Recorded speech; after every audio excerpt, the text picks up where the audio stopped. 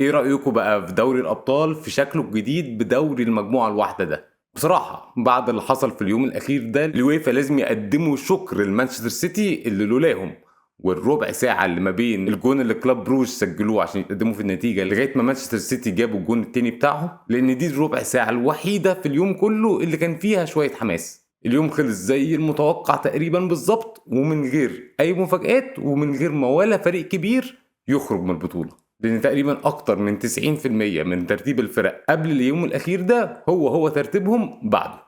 والأوحش بصراحة من كل ده إن كان عندنا مثلا وقت كده في مين هيبقى الأول، ليفربول ولا برشلونة، ولكن اليويفا نجحوا إن هم يعملوا أول ترتيب دوري في العالم في أي رياضة يمكن وفي أي حاجة ما يكونش فيه فرق خالص ما بين المركز الأول والمركز التاني، فحتى دي ما كانتش فرقة.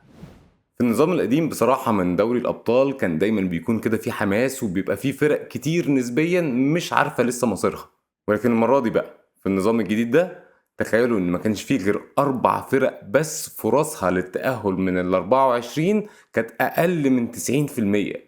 يعني من الآخر كان في 22 فرقة ضامنة التأهل لحتى الدور ال16 التمهيدي، وأربعة بس بيتنافسوا على آخر مركزين، ومن وراهم بقى 10 فرق ما كانش ليها أمل ولا حتى 1% إنها تتأهل. طيب المفروض إن الحاجة التانية اللي كانت ممكن تعمل حماس في اليوم الأخير ده هو مين من الفرق الكبيرة هيتأهل لدور التمانية ويحمي نفسه ويوفر على نفسه الماتشين الزيادة بتاع الدور ال 16 التمهيدي. مبدئيا انا ليا واقفه كده مع الكونسبت ده او الفكره دي، فكره ان انت تعمل بطوله رياضيه يكون جايزتها ان انت تلعب ماتشات اقل في البطوله دي، لان غريب جدا ان انت تيجي تزود عدد الفرق فتزود عدد الماتشات وترهق اللعيبه وتزود عليهم الاصابات، وبعدين تيجي عشان تخلق لهم حماس تقول لهم لا، من تطلعوا بقى من الثمانيه الاوائل وتقدروا تريحوا. بصراحه حاجه مش منطقيه خالص، مش قادر اقتنع بيها.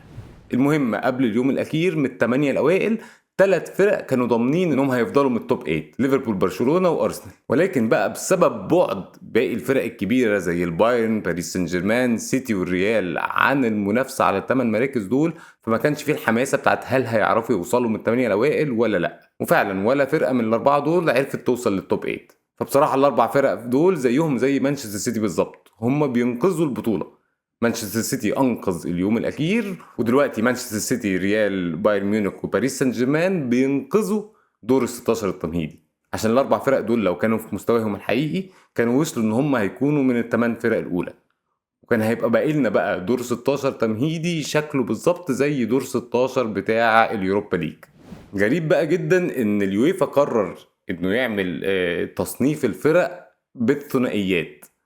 يعني ايه الكلام ده؟ يعني الطبيعي ان في دور ال 16 التمهيدي ده كانت الفرق اللي ما بين التاسع لل 24 هيلعبوا بعض على اساس تصنيفهم، فبسهولة جدا التاسع يلعب ال 24 العاشر يلعب ال 23 وهكذا، وساعتها ما كناش هنحتاج حتى القرعة. ولكن الجهابزة اللي في اليويفا قال لك لا، احنا عايزين طبعا نعمل قرعة ونجيب شوية لعيبة كده متقاعدة ويلفوا كور جوه حوض سمك، فقرروا على التصنيف الثنائي ده ان التاسع والعاشر هيلعبوا يا ال 23 يا ال 24، فدي بقى محتاجين لها قرعة. ولكن بقى من حظهم عشان شكلها كده بتيجي مع الهبل دبل، مانشستر سيتي كده بقى يا هيلاعب يا ريال مدريد يا بايرن ميونخ.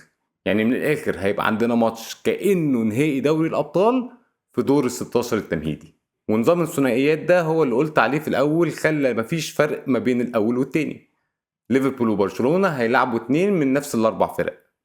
لو جينا بصينا بقى على الجدول الترتيب الاخير نقدر نطلع منه بايه؟ هنلاقي ان التوب 8 3 فرق من الدوري الانجليزي و2 من الدوري الاسباني، وده دليل واضح وكبير جدا عن فرق مستوى الدوريين دول عن باقي دوريات اوروبا. ولكن الموسم ده الدوري الايطالي والدوري الاسباني زاد عدد فرقهم المتأهلة لدوري الابطال من 4 ل5.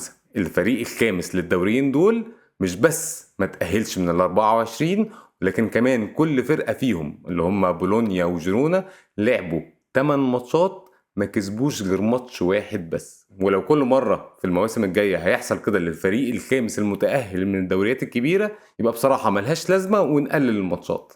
كان قبل بقى اليوم الأخير ده ليفربول أرسنال وإنتر ميلان كان عندهم أقوى دفاع في الدوري كله وبفرق رهيب عن اللي بعدهم، ليفربول وارسنال كان داخل فيهم جونين 2 بس، وانتر ميلان كان داخل فيه جون وحيد. هنشوف بقى في المواسم الجايه هل ده حاصل لقوه دفاع الثلاث فرق دول ولا بسبب ضعف الفرق اللي زادت في دوري الابطال. فبعد كل الكلام ده ايه رايكم في النظام الجديد؟ بصراحة وانا قاعد كده بتفرج على 18 ماتش بقلب بينهم وماسك جدول الترتيب ببص اشوف مين هيتأهل ومين مش هيتأهل، كانت ظريفة جدا بصراحة. عيبها بس ان ما كانش فيه شقلبة للترتيب بتحصل، كل حاجة كانت واضحة ومنطقية ومفيش مفاجآت. هل ده هيتغير المواسم الجاية فيبقى النظام ده له معنى؟ وهل كل النظام ده بزيادة عدد الفرق؟ وهل حتى لو الحماس ده حصل هل يستاهل زيادة عدد الماتشات والمشاكل اللي ده ممكن يسببها للعيبة وللمتعة؟ يعني ما اعرفش، خلينا نشوف واشوفكم الحلقة الجاية.